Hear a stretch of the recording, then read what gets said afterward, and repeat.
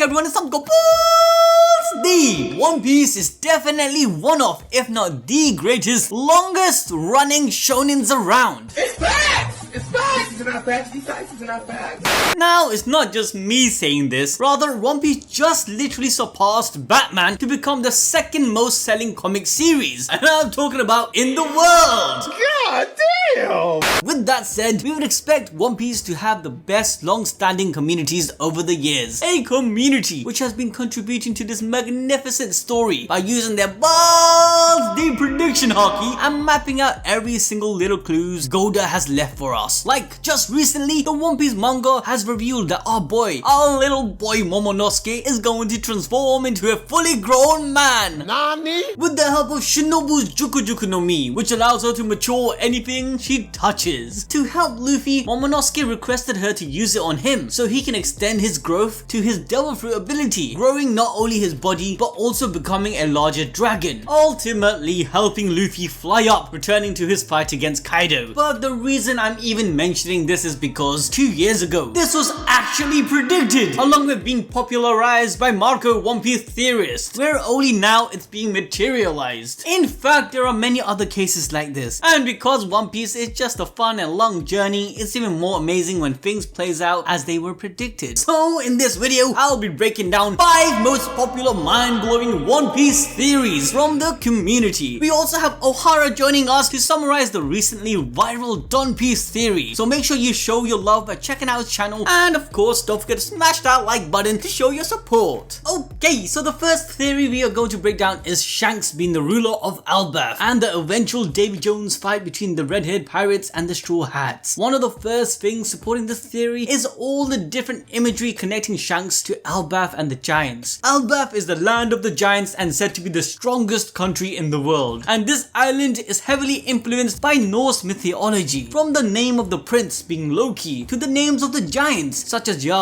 Even the houses looks like they're from the Viking era, and not to mention their helmets or clothing. But coming to Shanks, when we look at his character, it seems that he's also influenced by Vikings and Norse lore. For instance, there's some resemblance between Shanks and the famous Viking Eric the Red. There's also the fact that Shanks and the red-haired pirates ship, the Red Force, is very similar to the Vikings' longship known as Drekker. Along with that, Shanks also seemed to be based off the Norse god Tyr, who was one-handed and had red hair, similarly to the Shanks we know. They both are also excellent swordsmen and are known for their justness. Tyr was a god of war who promoted law and justice, which thematically is linked back to Alberth with their principles and application of law and justice that are used to settle quarrels and disputes. The god or leader of Alberth is asked upon his judgment to bestow his divine protection to those in the right. He will always ensure the survival of the righteousness. We learned this way back in Little Garden with Dory and Boggy. But the giants are not the only one who follows this theme, as Shanks also fits this description perfectly. He has always protected the righteousness and hasn't let anything unjust happen. He even protected and gave Kobe his divine protection during the Marineford, as he was in the right. But Shanks' similarity to Tish or Tyr, as is said that this god of war has also lost his arm against one of Loki's children, the beast wolf Fenrir. This sacrifice was necessary to maintain order in a similar way to how Shanks raised his arm to save Luffy, who will eventually bring dawn to the world. Honestly, if you do go by this myth, then Tyr, who was prophesied to die by the hands of Garmer, who is a wolf or a dog associated with Ragnarok, and in many cases is known to have 3 heads, just like Blackbeard's Jolly Roger. If Garmer represented Blackbeard, then Shanks must represent Tyr, as we also know that Shanks has a 3-lined scar on his face which was afflicted by Blackbeard. And there is also a lot of speculation that he will die at the hands of him too. If you don't want me to cover that in detail, then I'll make a separate video on it, so stay tuned. Either way, you guys should see the connection between Shanks' Norse mythology and why it is so likely that he has Alberth as his territory. Next part of this theory says that Luffy and the gang will venture to Alberth after the Yonko saga in Wano. Why, you may ask? Well, it's because of the final road poneglyph. After defeating Kaido, the Straw Hats will have gotten 3 red poneglyphs, poneglyphs. The first one at Zao, second one that Brook printed from Big Mom, and now from Onigashima. Narrative wise, the crew will have to go in search for the final poneglyph, which is likely to be in Elbalf. We have heard of the island of Elbalf since Little Garden, and Oda has been dangling this carrot in front of us all this time. And if we follow the argument of Shanks having his base in Elbalf, then the final Red Road poneglyph more than likely would be there too. Why? Well, let me explain. Shanks, after the Marineford arc, had to cross the sea floor and Fishman Island to get back into the New World. And we know from chapter 967 that at least 25 years ago, the road poneglyph was located in the sea forest, next to Joyboy's message of apology. However, at a certain point, the road poneglyph whereabout became unknown and was considered lost. But what I'm trying to say is more than likely, Shanks was the one who swiped the road poneglyph, knowing the importance it held, especially after Whitebeard not protecting Fishman Island anymore. One of the Yonkos would have surely taken it, potentially even threatening the balance of the world. So since Shanks possessed the final piece of the puzzle, Luffy and the gang will have to get the final poneglyph from the Red Hair Pirates. And because there is no animosity between Luffy and Shanks, they won't fight to the death. Instead, they will hold a debut back fight. Now listen, hold up. Just hear me out for a second, alright? All throughout One Piece, stuff from the early arcs have come into play later on. Everything from one way or another is connected. From Arlong's influence in Fishman Island to even Bellamy in Dressrosa. In a way, the arc's pre-time skip is paralleled in post-time skip. But the only arc from pre-time skip which feels like a separated chunk is the Long Ring Longland and the debut bat fight. Why else would Oda make us endure Foxy for 19 chapters with no purpose? Well, the purpose was to familiarize us to this tradition of the pirates for the eventual debut back fight between Shanks and Luffy. To further establish this theory, there is another theory, or I guess more of an analysis of One Piece. It is called the Checkered Fate Analysis Theory. I first learnt about this in detail after watching Totally Not Mark's video alongside the help of Rachel. The analysis suggests that One Piece story right now is being inverted. Everything from Romance Dawn to Marineford is inverted into the story and divided amongst East Blue, Paradise and the New World. Things that happen in each arc have parallels. For example, the Alabasta arc parallels Dressrosa, where there is a kingdom to be saved, ruled by an evil, unjust dictator scheming and making the people suffer. We also have a theme of rescuing princesses who possibly will be the rulers in the near future. This is seen with Vivi, Viola and Rebecca. In a way, Dressrosa was the result of Alabasta if Crocodile had succeeded. The Straw Hats didn't let their tyrannical rule begin in Alabasta, which is kind of a parallel to them stopping the rule of Doflamingo, which was already established. And using the same inversion arcs, we are left with the Syrup village paralleling Elbalf, the village where Usopp told his fable tales and where his tall tales will come true. Elbalf backwards is literally fable. Come on guys, using this logic we can also postulate that the island where Usopp's father left him, the inverse of it will be the island where he'll meet his father Yosop and the Red Hair Pirates. And to stretch this a little bit more, we could also speculate that Blackbeard will attack Elbalf similarly to how the Black Cat Pirates attempted to attack Syrup village. And that pretty much summarizes this theory. If you don't want a detailed version of it, you guys can check out Mr. Morg's video where he actually goes into Shanks and Elbalf and all their connections. Like with all of the theories I'll be going over, I have links in the description below which goes even more balls deep into each of them. With that, let's move on to our next mind-blowing theory, the Dawn Piece, in which I personally feel has a very strong case to become reality. So Ohara, take the mic. Okay, so let's talk about it. So basically this is a theory that has gone viral 2 or 3 weeks ago now, I think, and I got it from a Japanese One Piece YouTuber called Yuderon, who on his channel makes a lot of theories and discussion videos about One Piece, obviously in Japanese, and he had this crazy theory about where the One Piece and Laugh Tale are, and that we basically had already been there. Basically, the core of this theory is the island Jaya that you might remember we got introduced to during the Skypiea arc.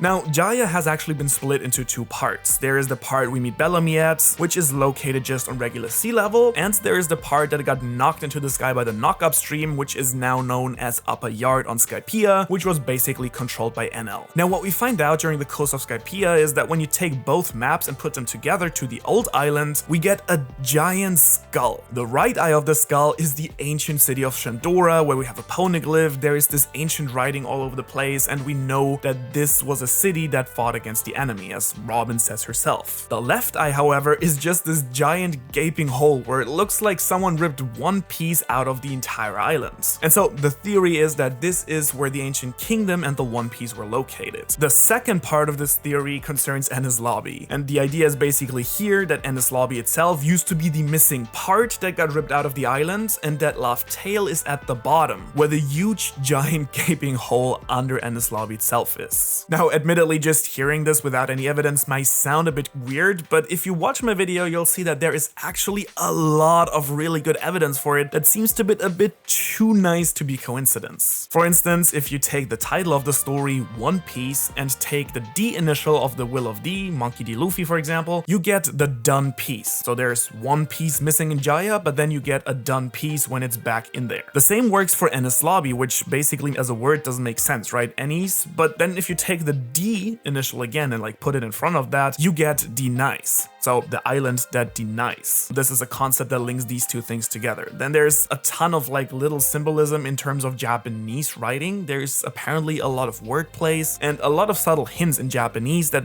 we just can't pick up as English speakers that Yuderon in turn has discovered for us. And I go into more detail in the video as well on this. There's also stuff concerning Roger and Noland, who both share a lot of similarities, but also in a way mirror each other in the way that their stories went. Both of them finding legendary cities and both of them getting executed and a lot of other similar stuff. There's a lot of parallels with the sun and the moon. Really just a flood of like small little details here. But it's not only these small little details that make this theory credible, there's also some really big chunks. For example, Roger's last words at his execution were "Kono yo no subete o soko ni oite kita."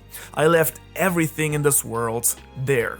There being Soko in Japanese, only that in Japanese Soko has another meaning, which is bottom, basically referring again to this hole in Enies Lobby, which by the way is an island that is just suspiciously weird in every sense of the term. So I hope I made you a bit curious about this theory. If you haven't seen it yet, make sure to check it out, and once you have, yeah, I'm really curious what the boys have to say about it. Thanks for letting me share. Honestly, Ohara, I have a really good feeling Oda is pretty pissed off that you ruined his ending. For reals though, I really do believe that Oda appreciates that all the subtle details that he added in is being noticed. Even if Laugh Tale doesn't end up to be under Enies Lobbies, it still would make sense that there is a missing island which fits perfectly to Jaya's left eye. I for sure am convinced that Jaya is the remnant of the ancient kingdom.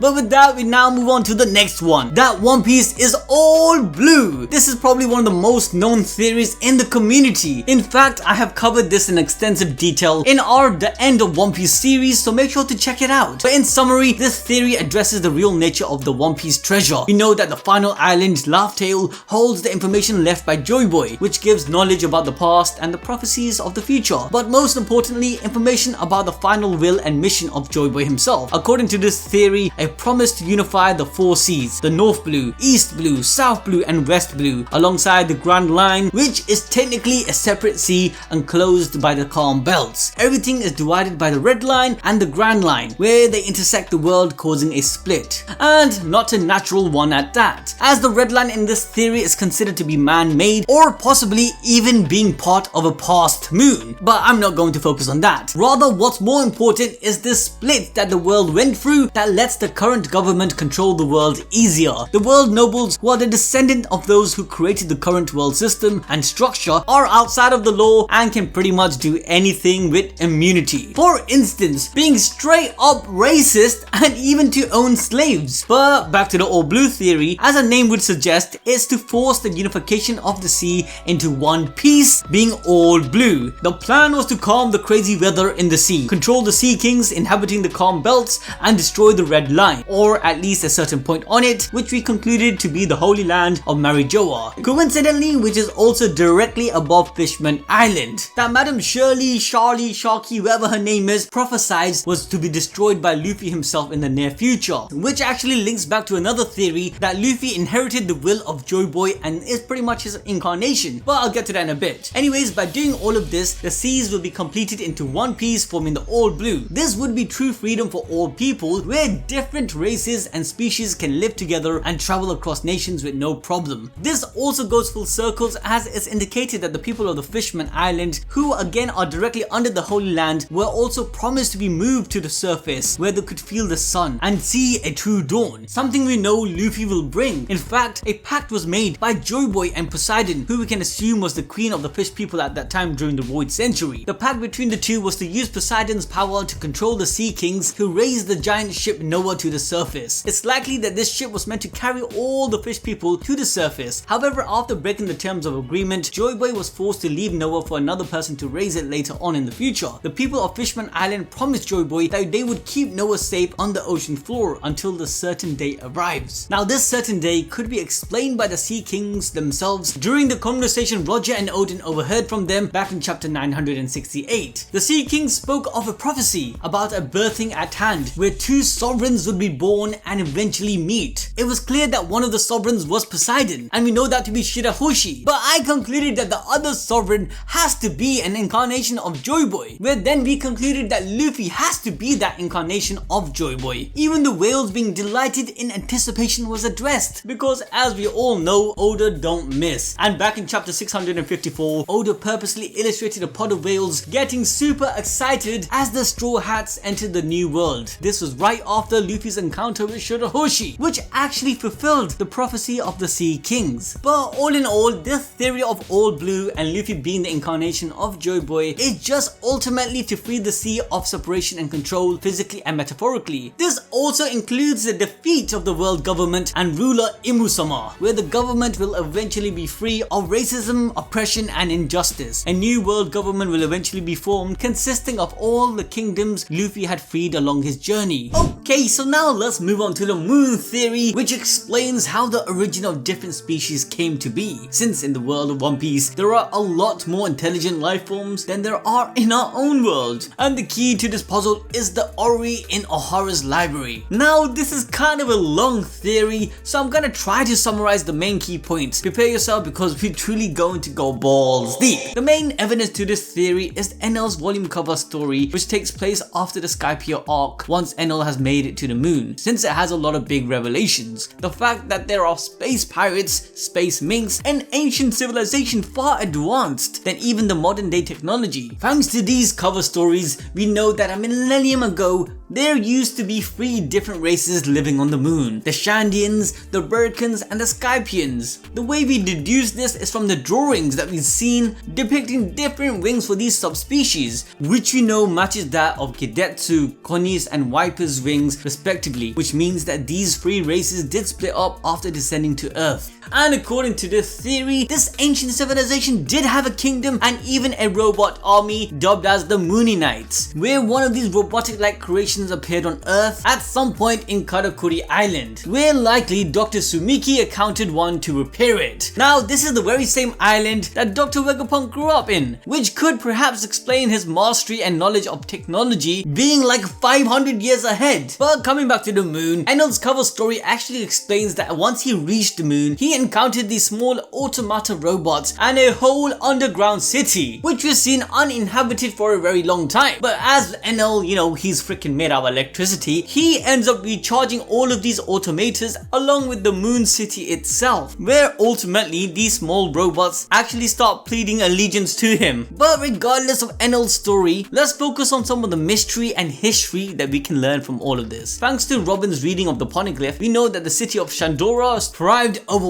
1,100 years ago, and from the runes we learned that their prominent language was that of the poneglyph. Shandora was then destroyed 800 years ago, which marks the end of the Void Century. This coincides with the time that the ancient kingdom got destroyed, according to Dr. Clover, who later got silenced by the world government using a buster call by the order of the 5 elders. This was after exposing the fact that the world government had been formed as an alliance to take down the ancient kingdom. Since the poneglyph forms the true history of the world government keeps using the guise of ancient weapons as a reason not to research and expose this true history. However, the fact that these ancient weapons pose such a huge threat to the world nowadays suggested that something of a sort cannot be engineered, even with the existence of a genius like Vegapunk. It shows that the ancient kingdoms were far ahead in technology which might have been out of the world. Literally. Yes, this all points to the fact that the Berkrians, the Shandians and Skypians were actually part of this ancient kingdom. And so far, every ancient weapon have held true to the mythology that they are tied to, and there is no sign Oda will stop, so it's not far-fetched to think that the poneglyph that will reveal the location of Uranus is in Elbalf, since in Greek mythology, Uranus is the god of the sky and the father of the Titans. However, again, there's other theories that suggest that due to Uranus being the god of the skies, it might actually be a devil fruit which has the power to control the sky and the weather. But that's a whole different kind of worms. Regardless, the point of all of this is to showcase how these ancient weapons could be linked to different races, where at one point the ancient kingdom had a unification of these races, and the importance of the moon is very clear in the story, if not equally as important as the sun. But the moon is mentioned throughout the story and even in the classic Bing Sake song, as there is a line that says there is sure to be a moonlit night again. So there might be a chance that a lot of the other races in One Piece are actually from different planets or moons, since as I said earlier, we see in the Ori of Ohara that the model of the earth seems to be surrounded by a multitude of moons or planets. If the angel Skypian race came from the moon, what's stopping the other races from originating from a similar means? Seeing as these celestial bodies are not mentioned at all in the current story of One Piece, it could be possible that these ancient weapons, or possibly there are other weapons that were literally planet busters, and they wiped out these other moons at the end of the Void Century, where the remnants of these celestial bodies could be the Red Line. In fact, this could even explain the catastrophic weather in the Grand Line and the New World. All in all, to summarize, the moons which was shown orbiting the Earth as seen with the model in Ohara were actually the habitats of these different races. However, at one point long ago in history, they decided to come together and unify in peace. This formed the Ancient Kingdom. They settled on Earth with the mission to try to bring all the different races together. However, the humans of Earth weren't really happy with this idea, so they joined forces, forming an alliance and went against this Ancient Kingdom. The war unbrewed, which destroyed this kingdom along with the other moons above, with then the remnants of the people of the Ancient Kingdom scattered around the world. It's likely the giants, the dwarves, the minks, the long arms, the long legs, snake necks, even the sea folks wanted to join this cause. However, due to this war, it never came into fruition. Let me know what you guys think. You reckon these moons were actually habitats for these different races? But with that, we move on to our next and final theory. Before I get to it, I want to let you guys know that there is so many One Piece theories which I wanted to cover, but then this video would probably be like an hour long. So before I get to our next one, let me quickly shout out the Blackbeard theory of him having multiple personalities, and then we have a theory on Buggy the Clown, him actually being the strongest pirate in the sea, or at least one of them. Now this goes back to Buggy's devil fruit and it being awakened. Then we have Zoro unlocking his eye and going into the theory of the balls deep observation hockey, where we explain that the observation hockey has a second level to it, just like Rio for the ornament hockey. We covered that one already, so if you want to check it out, then make sure to do so. And then there's also the theory of the D clan being Joyboy's crew, and how every single one of them are not really related by blood, rather their ancestors were actually part of the same crew of Joyboy and his cause. Now I'm planning to cover every single one of these aforementioned theories in a separate video, so make sure you guys are subscribed and you have the notification bell dinged. Now let's move on to Crocodile was actually originally a female. Yes guys, this theory is actually one of the funnest ones to cover, so let's get right into it. Now this whole theory of Crocodile being a female is stemmed from a single line from the Impel Down arc, when Luffy gets confronted with the chance to free Crocodile in exchange for his help from the level 6 of Impel Down. Ivankov tells Luffy to take Crocodile with him, because even if he does do something fishy, Ivankov can fix him up. Where then Ivankov reveals that he knows Crocodile's weakness, or at least that's how it was in the official translation, but in the fans translation at the time, Ivankov says secret instead of weakness, which led many people to believe that they shared some history together. And if you guys remember, Ivankov's ability is to manipulate hormones, meaning he can even make you switch genders. So many people speculated that Crocodile actually used to be a female and wished to be a man instead. So having that contact, he hit up Ivankov to make this happen. What makes things even more interesting is is that there is no dubbing system in the world of One Piece as we know of, and Crocodile is the only person who has the title of Sir Crocodile, which could be a sign that Crocodile gave himself this title to assert himself more as a male. The second hint is the fact that during Roger's execution in Volume 0, Oda did not want to show Crocodile's face for some reason. To add to this, in Crocodile's One Piece data book, Oda mentions that Crocodile has a weakness when it comes to his past, which he cannot oppose, and that he definitely owes something that Ivankov gave to him.